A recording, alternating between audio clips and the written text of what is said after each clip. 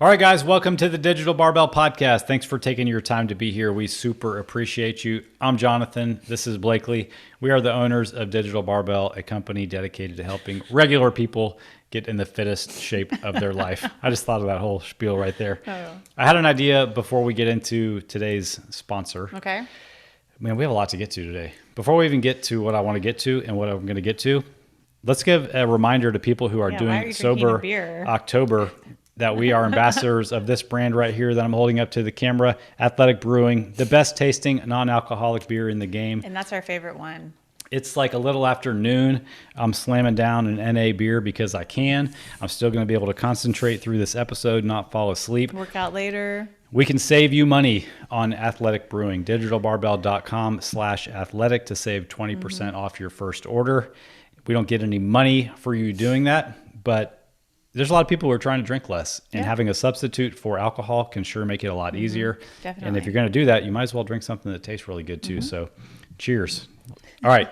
The thing that I wanted to talk to before we get to our sponsor is we talked in our interview with Morgan last week about what it's like to work with an online coach. And we touched on our assessment process that we take with new clients. Had a couple new clients start this week with doing training with us. So I thought maybe we could just spend a minute saying more about that process, what it's like when somebody starts working with us on a training program. Why don't you tell people kind of how it works? Yeah, so the first thing we do is we put clients through a 3-workout assessment. And this just allows us to see them move, let them experience a few of the things that they're going to experience in their coaching with us, and it allows us to customize their program for them after we've seen. Gets them familiar with the app, how to watch the demo videos, how to record their results. And like an assessment sounds like, helps us to see where their current strength is at, where their current fitness is at. Yeah, and even like, what coach is best to work with them, all the different things. So we love to, that's really worked to have a pre-written 3-workout assessment to get people started. Yeah, I think it eliminates like any intimidation, like you're going to have to do a whole bunch of hard things right off the bat. It's really just about seeing where you're at. Like any kind of change that you want to make has got to start with some level of awareness. And this is just a great way for all of us to become aware at the same time of where your current fitness is at.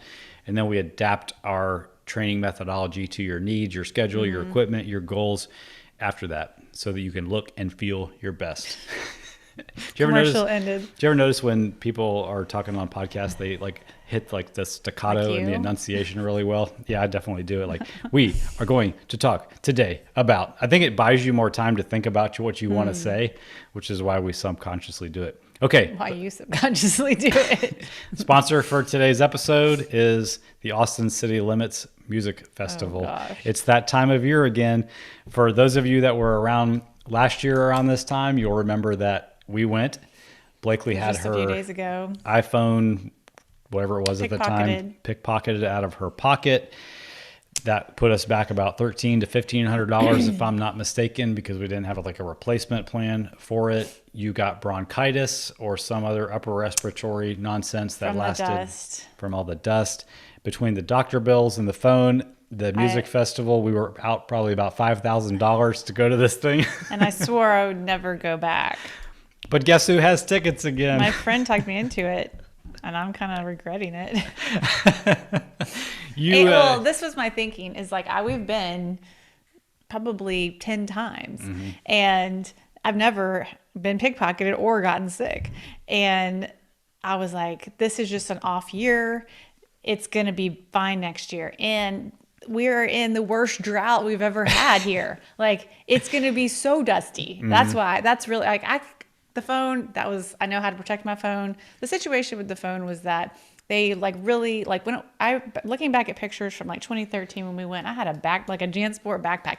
They didn't have all these rules of how to get in. Yeah, clear backpacks. And now it's like very small bag with one pocket, blah, blah, blah.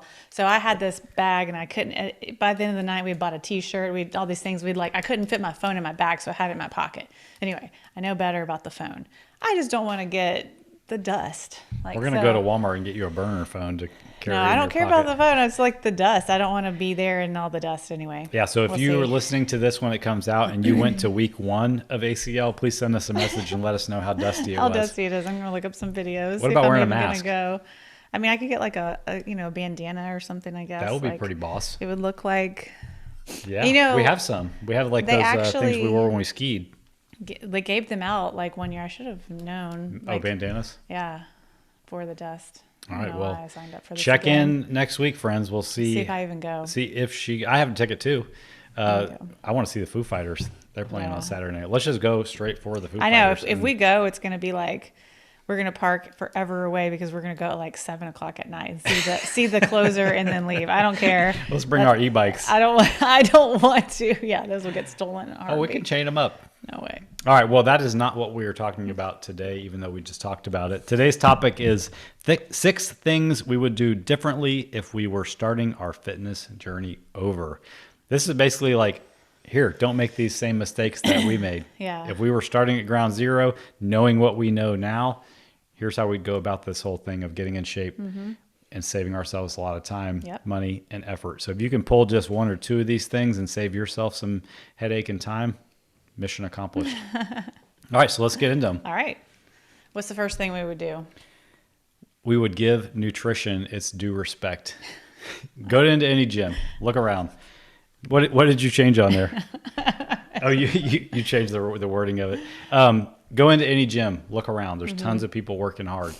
Even once we kind of figured out what we were doing with CrossFit back in 2009, we were still working hard, but we were not giving nutrition any focus. We didn't know anything. We didn't even know what we didn't know, and therefore we didn't get the results that we could have gotten. And that's true for 99% of people who are working out in the gym. They think that they can counteract the other 23 hours in the day with the 1 hour that they're spending in the gym. Yeah. And that's exactly like work what we off the whatever. Right. Or if there's enough you can do during that hour, then you can really, still make amazing progress without dedicating the time to nutrition. And I think most people just don't realize, they just kind of think like, if I eat pretty good, I'll get pretty good results. But that's really not the case. Like, pretty good is not a measurable thing. And if we had just known some basic things with nutrition, we could have, fast forward our results to probably more like the 2014, 2015 timeframe where we really started to learn more about nutrition and make those changes. We were the people who were eating pastaroni for dinner, eating frozen pizza multiple times per night, eating out all the time. Takeout. Really not eating out, but takeout in the house. Like ordering food just to eat in our living room. Outback Steakhouse.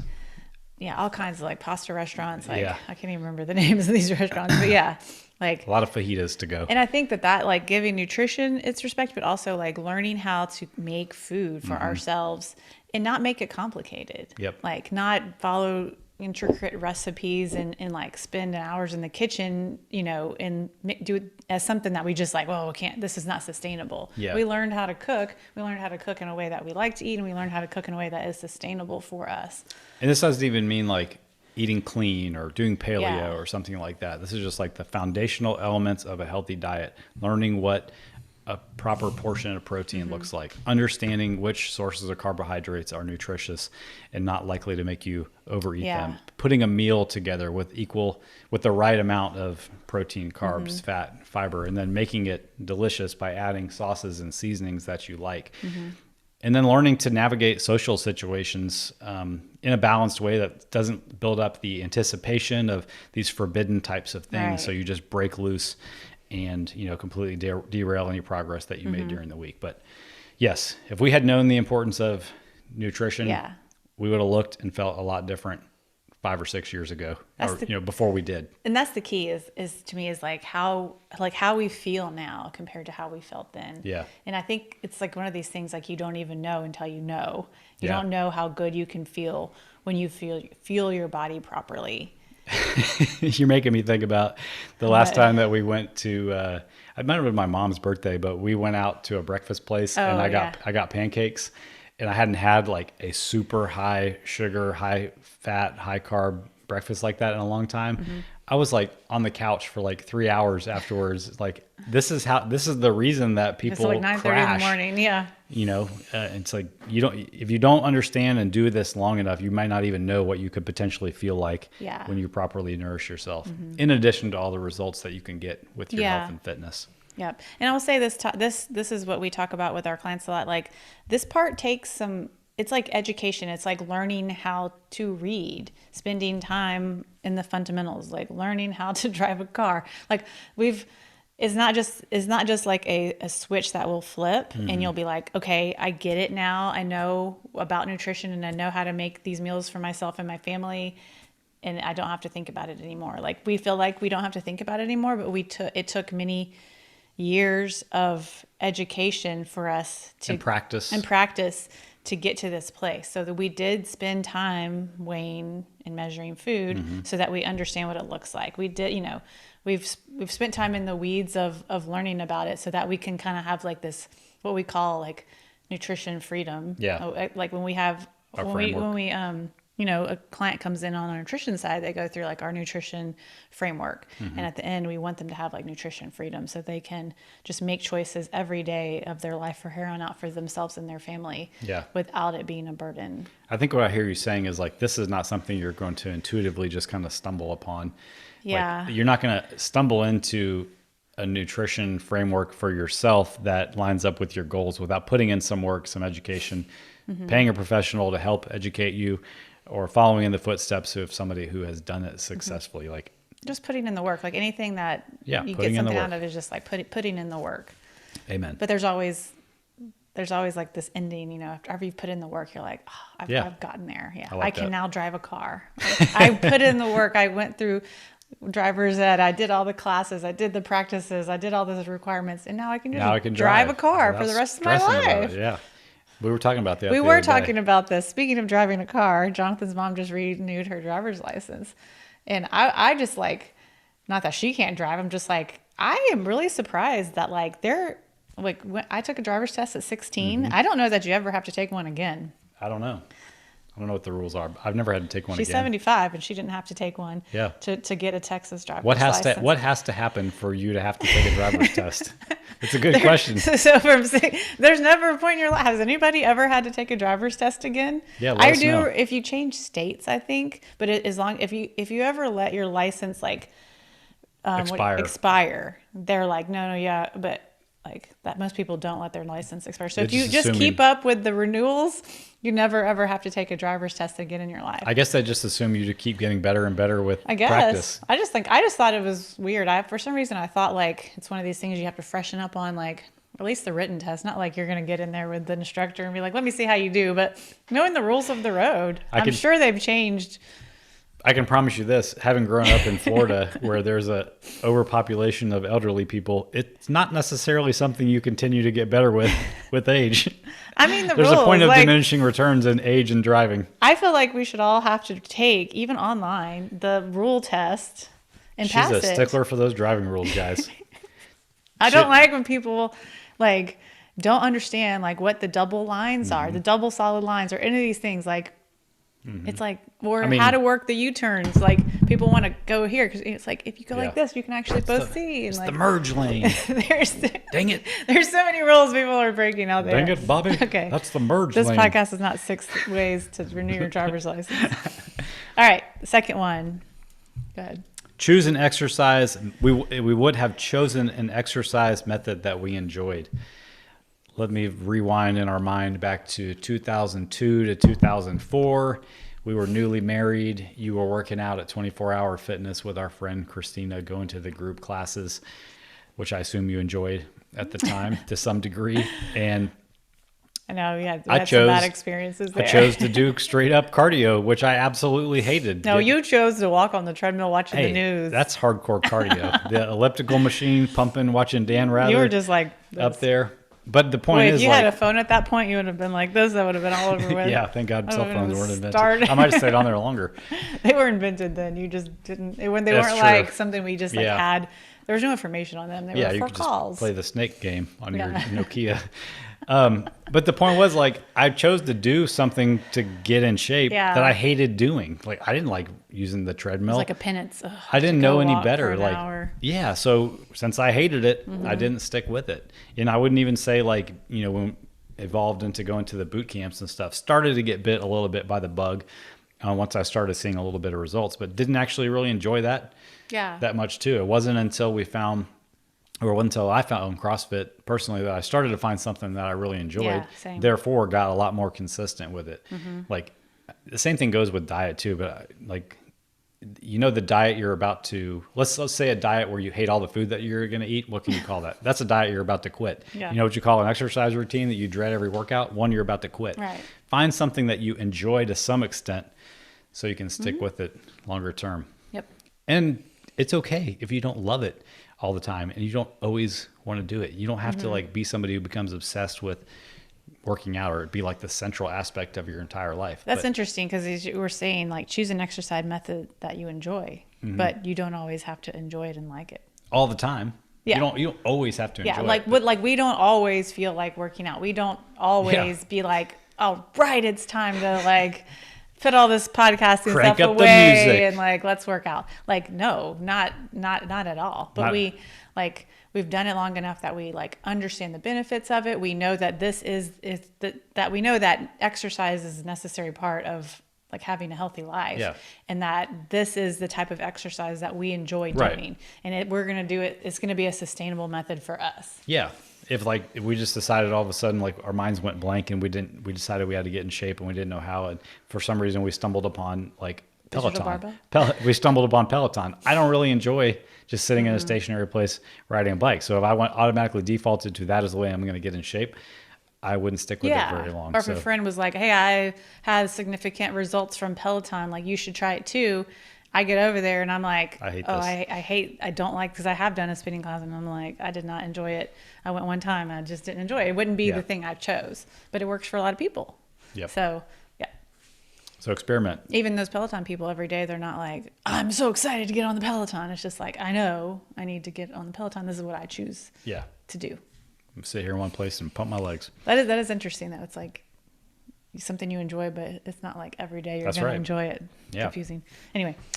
Okay, number 3 thing that we would do differently if we were starting our fitness journey over today is focus on building strength and muscle, not burning calories, not getting sweaty, not getting a pump, not getting tired, nothing, not getting in the fat burning zone. I think None of this that. relates to the first one because it used to be that thought of like number 3 was like focus on how many calories are we burning, like how much are we sweating, how much are we moving, so that we can How destroyed so are that you? we can burn off this trash that we just ate. Yeah. Like that kind of related back to there. Like that's where we used to live, is like we would be like, doesn't matter what we eat because we're going to go in the gym and we're going to really kill ourselves. And like, I don't think we had watches back then that told us, but we're going to be like, we probably burned a lot of calories. Whatever we ate doesn't matter anymore. Yeah. It doesn't work like that. I mean, I can't really think of like any metric of fitness that people want to see results in that isn't improved by building strength and muscle. Like, do you want to have more energy? You need to be stronger. You need to have more muscle. Do you want to look better at the beach? You need to build muscle and be stronger. All of these things would have sped up our results a lot faster if we understood that the base of your fitness, the base of your health, independence, your metabolism, all that stuff is being a strong, muscular person. And when I say muscular, like don't go in your mind to picturing some kind of bodybuilder. Yeah. I'm talking about walking around with more muscle mass than the average person, which doesn't take a lot. But if you build the foundation of if we would have built the foundation of our fitness on strength and muscle, like I basically feel like we would have had a 5-year head start on where we are now. Because even when we started lifting weights through CrossFit routinely, like the focus of CrossFit is not necessarily to build strength and muscle. It's to make you a well-rounded, fit person, cardiovascular, with strength. And it wasn't until we found the magic of something we're going to talk about here in a little bit that actually makes you build strength and muscle that we really started to see our physiques change and get a more well-rounded, fitness picture in our whole life. Yeah. Does that make sense? Yeah. So actually this just came up yesterday as I was writing the template for the programming. So we've talked about before, like I write the overarching, like here's the progression that we're going through. Here's the template for the programming. And then all the coaches adapt it to their clients' needs so that we're all kind of doing the same thing and we're all doing the digital barbell method. And we've just finished a 10-week cycle. And so I'm like yesterday I started writing the next cycle that we're going to be on.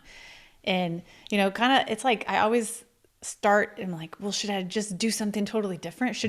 What if we didn't start with the strength? Like, what if we didn't start the day with like a bench or a press or a squat or a deadlift? And I'm like, maybe I should think outside of the box to keep it different for people. But then, it always comes back to the fundamentals of like, no, like even if you've been coaching with us for 4 years plus, you still need to squat every week, press every week, deadlift every week. It's still the most important thing. It's tempting to kind of chase the shiny objects. Yeah. And be like, yeah. What if we did? I'm just think of something silly. But yeah, so like I said, was reminded of it again yesterday. Yeah. The importance of we will forever be chasing strength and muscle. Yeah. And you shouldn't have the expectation that you're just going to infinitely get stronger for the rest of your life. But chances are, if you're listening to this, there's still a lot of untapped strength potential that you have. So keep that in mind. Am I reading the next one? Go ahead. All right. Next thing on the list of the things we would do differently if we were starting our fitness journey over is stop being such a wimp. I mean, there have been times in my training career where I'm like, ooh, I don't want to do that. That's hard. I'm getting out of breath. I need to go take a break, or, I'm starting to feel a little woo. I got to sit down and go get a water. Yeah. And guess what? I didn't die even when I pushed through those things. I mean, haven't we learned that doing burpees makes you better? Doing burpees makes you better. Doing hard things makes you more mentally tough, improves your confidence. And even beyond all those amazing things, the actual progress, and we've said this ad nauseum on the podcast, but the actual progress that people want to make happens at the fringes of what you're capable of doing now. Pushing that intensity. Right. The effort level we talked about in the 17 things episode like 3 weeks ago. I think we nailed it in that episode. And if I could just sum up the main thing that holds people back from getting the results that they want is never pushing themselves anywhere near what they're capable of doing. And we kind of in that episode, we talked about like sometimes the word intensity is a little bit scary, like pushing that intensity. And we talked about changing that word to effort, like pushing that effort to what you're close to what you're capable of. Make yourself do like a 99% effort. You'll be surprised how much further you can go than that 80% where it starts feeling a little bit uncomfortable. Yeah. And that added up over time unlocks crazy levels of progress that you never would have imagined. It seemed like it was something. Oh, another thing with this thing about stopping being such a wimp. Every little ache and pain that you have is not an emergency. It's not a reason to call your doctor. It's not a reason to quit your workout. It's not a reason to stress out or even spend a lot of time, energy, or money trying to figure out what's wrong and why it happened. What were we doing? We were cleaning the house last weekend, like, real sexy stuff like scrubbing toilets and vacuuming. and I was barefoot most of the day. And just out of the blue, my left ankle and the top of my foot had this insanely intense, like, sharp pain. Like, and I just stepped down and it was like a lightning bolt going through my foot. Something was up. And it was like off. Okay, so we weren't like working out, but I was faced with the choice. Like, do I go put my foot up and get Blakely to finish scrubbing the toilets? Or do I just, say, man, that's kind of weird. Let me limp around a little bit, keep moving and see what happens. That's what I chose to do. And within an hour, it was completely gone. I forgot about it. And then we got to work out. Later, I was like, what's going on with your ankle? You're like, oh, I forgot. It's fine. It's just like, No, I'm not saying I'm not telling you to ignore legitimate injuries, but just because you feel a little twinge in the back of your knee or your ankle feels a little stiff or your hamstring feels a little tight when you squat, doesn't mean that it's like a death sentence or you need to even like overthink what's going on. Right. Don't be a wimp with that kind of stuff. Get your body warm, keep moving, keep a positive mindset. Don't nocebo yourself into thinking that you're broken or fragile or anything like that. And almost all that stuff will work itself out. Yeah, and I was thinking about this one, even like stop being such a wimp, like learn how to get uncomfortable. Even like the decision to walk into the gym that day, I think is a big piece of this. Like we just said before, we don't always feel like it. There's always something else we could do. Like we don't always have the motivation. That's why we have to rely on that habit to get us out there. We know after we record this, we're going to change clothes, get a snack, and work out. We've been standing up. We recorded a podcast before this. We have a lot of things to do. We could easily say like, it's pretty late in the day. I don't feel like working out, but we know that's something that we need to do. So we've learned through our own, experience to try to not be such a wimp when it comes to that. Just get out there, get started. And next thing you know, we're halfway through it and it's almost done, And since this is about like things that we would do differently, let me just remind you that it like hasn't always been that way. I was the ultimate wimp. I could find any excuse not to work out, just to sit on the couch and do nothing. And that was the version of Jonathan that was almost 40 pounds heavier than I am now. And that was the result that I got because I practiced making excuses. I practiced finding a way to not do the thing and be a wimp. Because remember, like whatever you practice doing, you're going to get better at. You can either get better at making excuses or you can get better at finding a way and overcoming obstacles. And making a change, I think, is really hard. Like, you're just starting a new workout routine. Like you have to force yourself to just get out there and get started and get through that uncomfortable phase before you find that comfort. I remember so many different times where I've changed like my workout routines. Like I went from working out with a group of people when I worked at Rice to owning a gym and working out by myself in between classes. And that was one of the hardest times mentally for me to just start. And I think that's really where I honed in on that, like, is if I just start, I will get it done. Because I was sitting there in a gym alone. I had just coached. I knew I had classes coming up.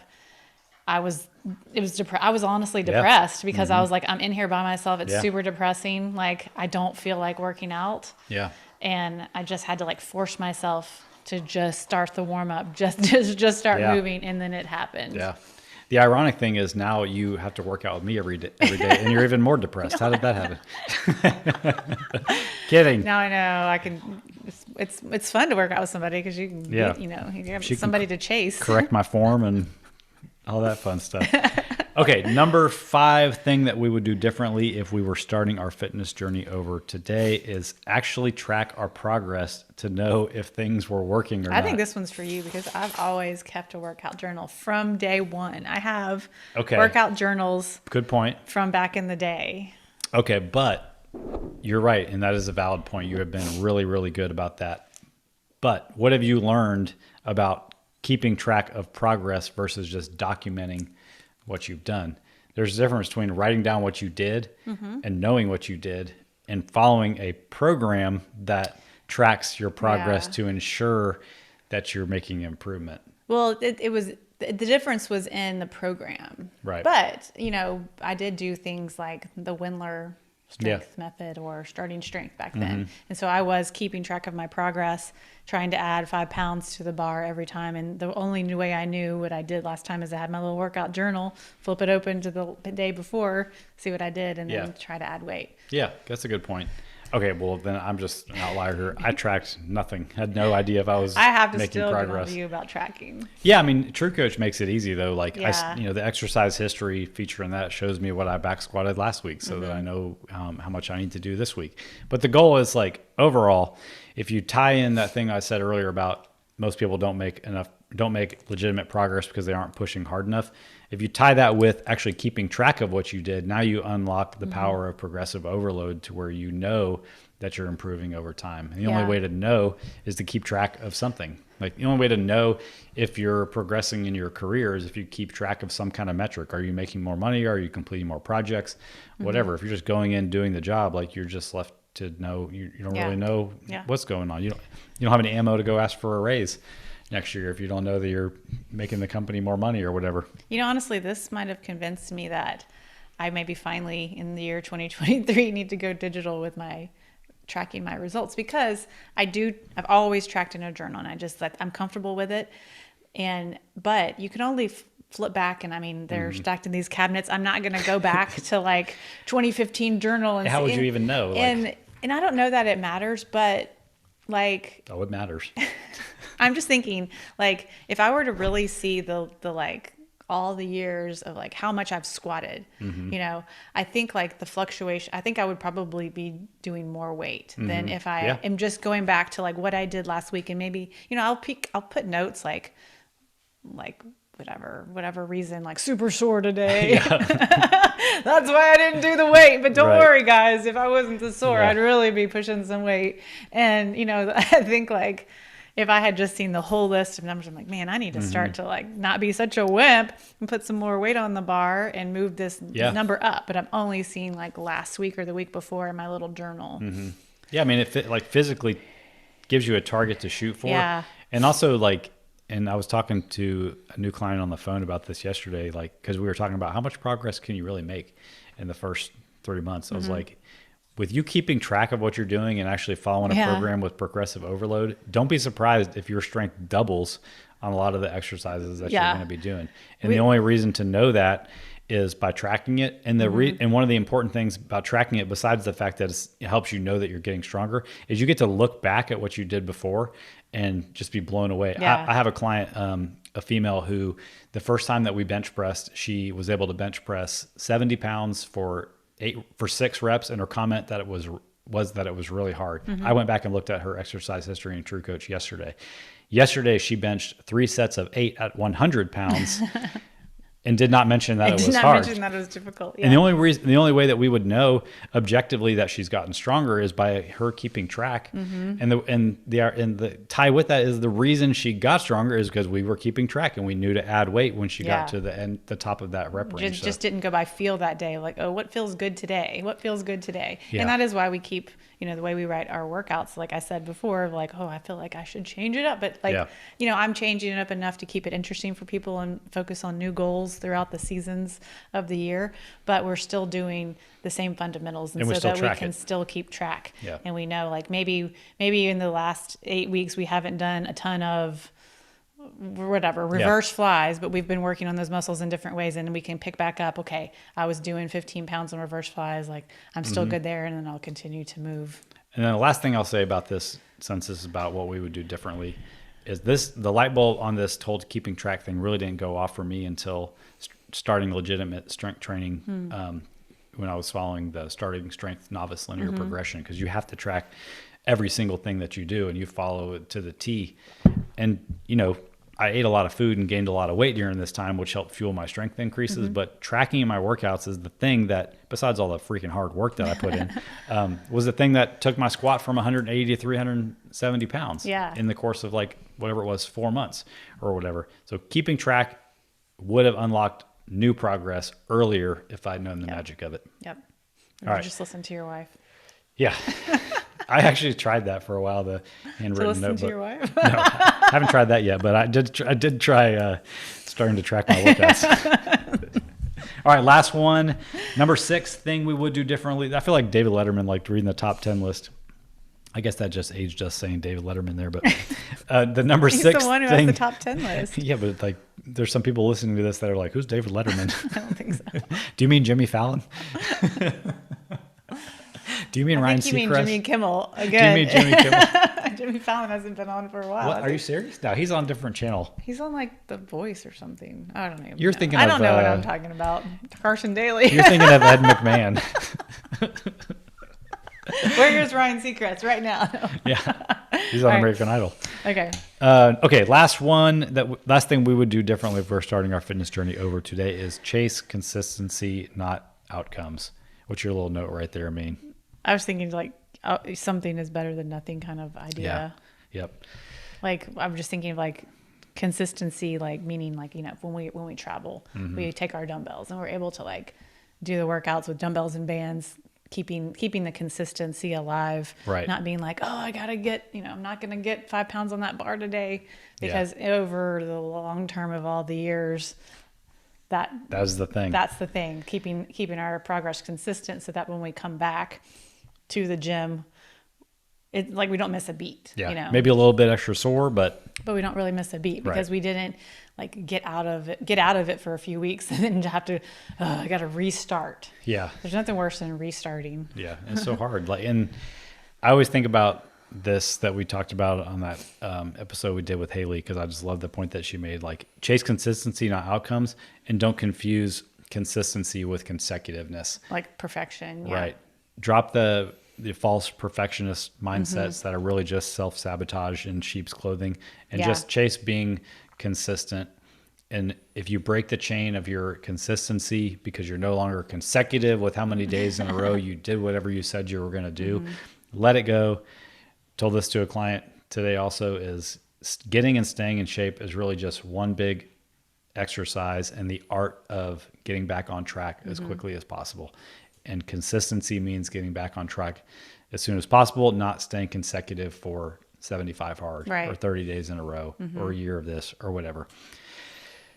And, this thing that says chase consistency, not outcomes. It's okay to have goals. If goals motivate you, your personality that goals chase you, but goals motivate you. But don't let chasing a goal get in the way of your consistency if you don't keep a promise to yourself along the way. Yeah, thinking back to like when I was in the gym, I did. That was something that I can think of a few people that it did hold them back. They needed a goal to chase. So they like, if they weren't chasing a goal, then it was like, what am I even doing? It was their only source of motivation. And the consistency in the gym slid. Right. And then it took like finding that next goal to get them back. And then once they had that, goals, like we have to kind of restart this whole process again.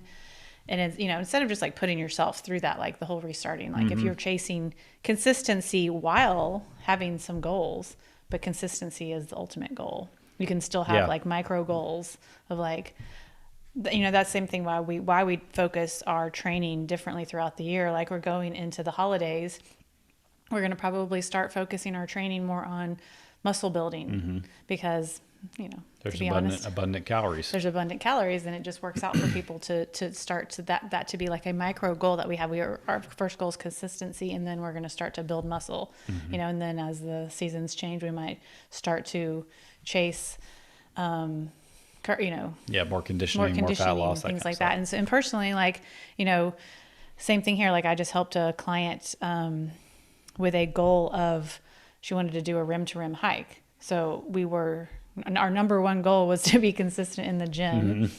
Number two goal was be consistent with getting our steps in, making sure like our steps are, continuing to increase all the time. And number three goal, which you wouldn't think would be the opposite, would be like to do hikes every 2 weeks, to do long duration hikes every 2 weeks.